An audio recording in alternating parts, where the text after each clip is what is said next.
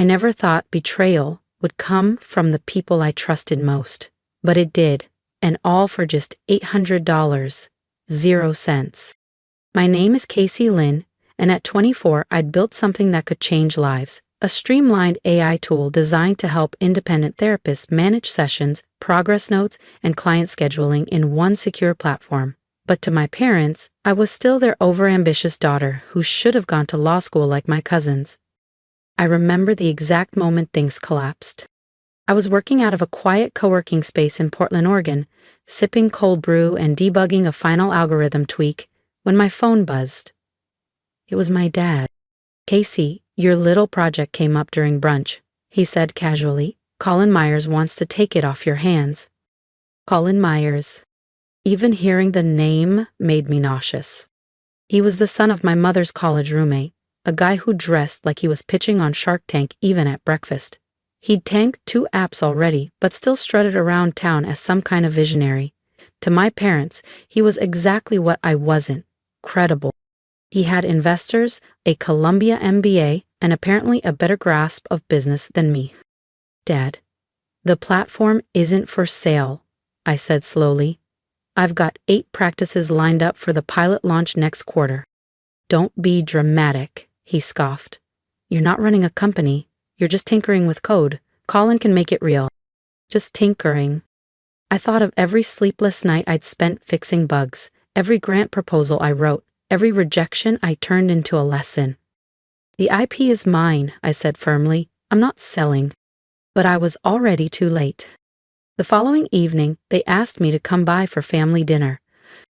Colin was already there, smiling like the deal was done. And the worst part? My mom set a glass of wine in front of me and said, "Just sign the transfer, sweetheart. It's for the best." And my dad, he toasted to new beginnings without even looking at me. "Casey," my father said, sliding an envelope across the table, "we've decided to sell your app to Colin. He's offering $800, 0 cents. Generous, considering it's still in development." I blinked. Was this a prank? It wasn't. "You can't sell what isn't yours," I said, my voice tight with disbelief. "You don't own it." Colin cut in smoothly. "Casey, come on," he added like we were old friends. "Your dad mentioned your little project. It's a good idea, but you need someone with real experience to scale it, someone who understands the market." I looked at my mother, silently pleading for her to say something. She didn't. She just sipped her wine and gave Colin an approving nod. "He's right, honey. You're still young. Let someone more established take it from here." They didn't ask. They didn't care.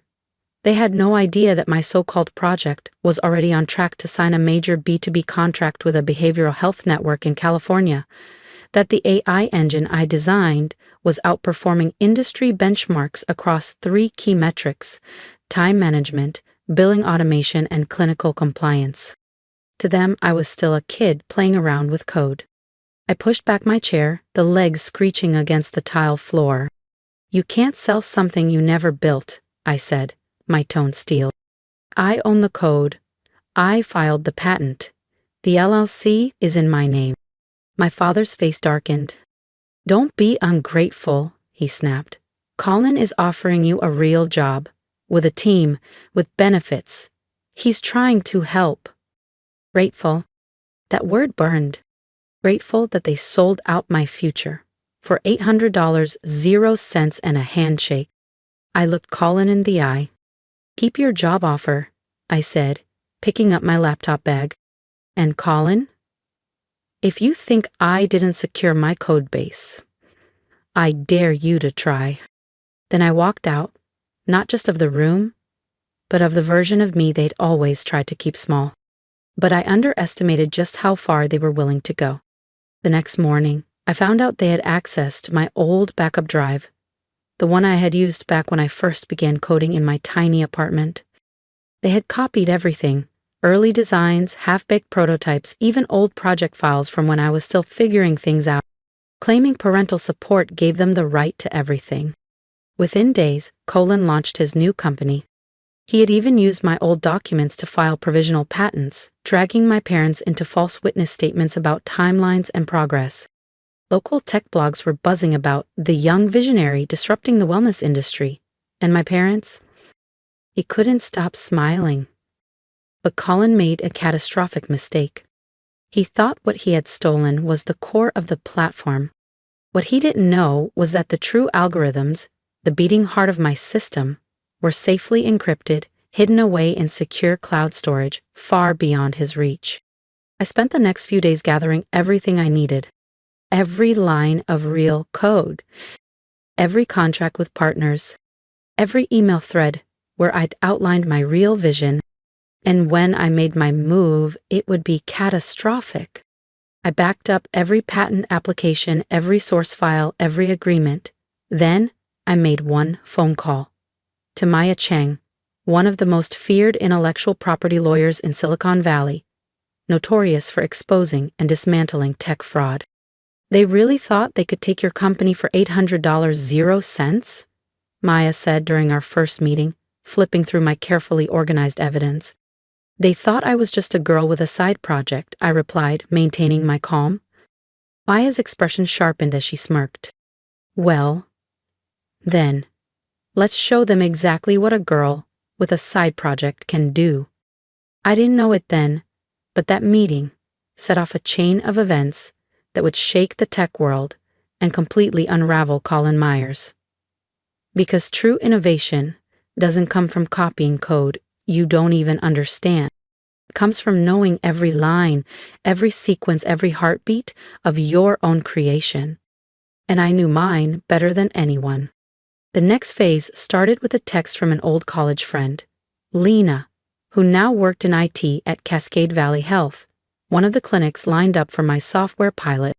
Casey, you need to see this. Myers Tech just crashed hard during their demo. I grinned. I already knew what had happened. You see, I'd built a failsafe into the system. A deep layer authentication protocol that only activated during full-scale, real-time deployment. During demos or test environments, everything ran smoothly. But without my direct developer key, the moment the platform went live, it was designed to collapse. 2 weeks after Colin's stunt, he held a grand unveiling at Cascade Valley. The media showed up. Angel investors packed the back row. My parents were there, front and center, practically glowing with pride. And I was there too, tucked into a back seat, wearing oversized glasses and a sleek black blazer, just watching. Colin strutted onto the stage like he'd written every line of code himself.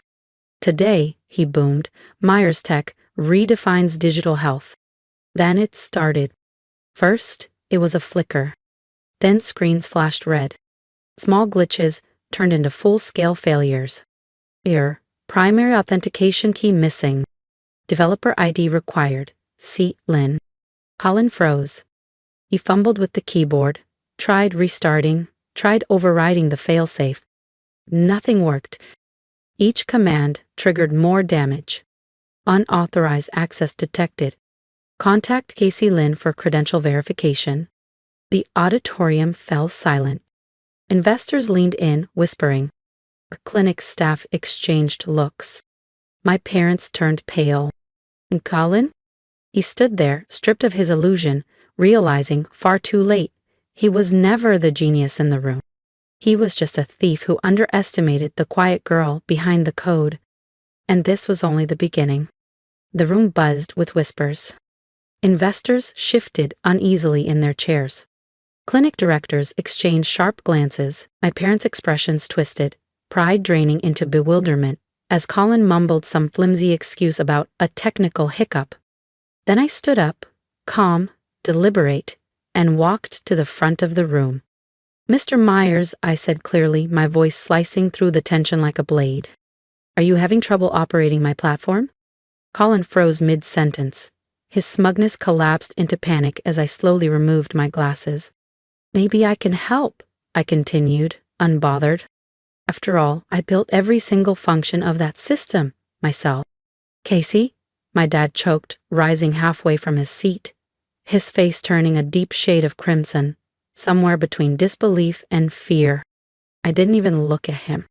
Instead, I calmly pulled my laptop from my tote, walked to the projector, and plugged in. In under a minute, the crashing screens vanished, replaced by the fully operational interface I'd spent the last 3 years refining. The audience watched in stunned silence as I moved through the live demo. Real-time analytics, therapist load balancing, appointment projections. Modules Colin didn't even know existed. This, I said coolly to the room, is the real Cascade Logic system. The one Mr. Myers attempted to pass off as his own for $800, 0 cents. Gasps rippled across the rows. I wasn't done. I projected key evidence on the large display, time-stamped design files, signed contracts, registered source code entries, undeniable proof of authorship. And finally, I said, clicking open one last file, here's a cease and desist notice, followed by a federal lawsuit for IP theft. Colin lurched forward, face blotched with rage. She's making this up.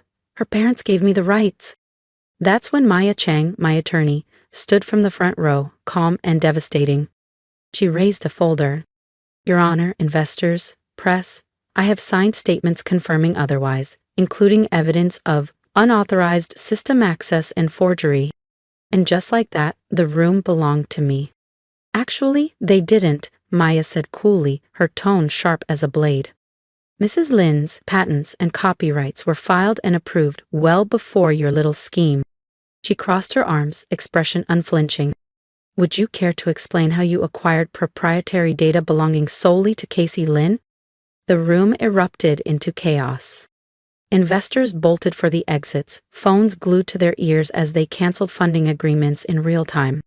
Clinic directors huddled together, whispering urgently about liability and legal exposure. Journalists surged forward, snapping photos and hurling questions at Colin, who stood frozen in place, pale, trembling, completely unraveling. My mother rushed toward me, grabbing my arm tightly. Casey, how could you humiliate us like this? Colin was trying to help you. I gently pulled away. No, Mom. He was trying to steal from me. And you let him? Because you never once believed I was enough. My father fumbled for words. We just want to protect you. I met his eyes, steady. Protect me from what? From building something without you? He opened his mouth. You're just a girl? I finished calmly. This girl built a scalable healthcare platform already valued in the 7 figures. The same one your friend's son tried to swipe for less than the cost of a used phone. Then I turned to the crowd, still stunned, still watching. My name is Casey Lin. I'm the founder and CEO of Cascade Logic Systems, and under my leadership, we're already redefining digital care management across the Pacific Northwest. This is what innovation looks like when you don't overlook the one building it. The aftermath came fast, and it was ruthless for Colin Myers.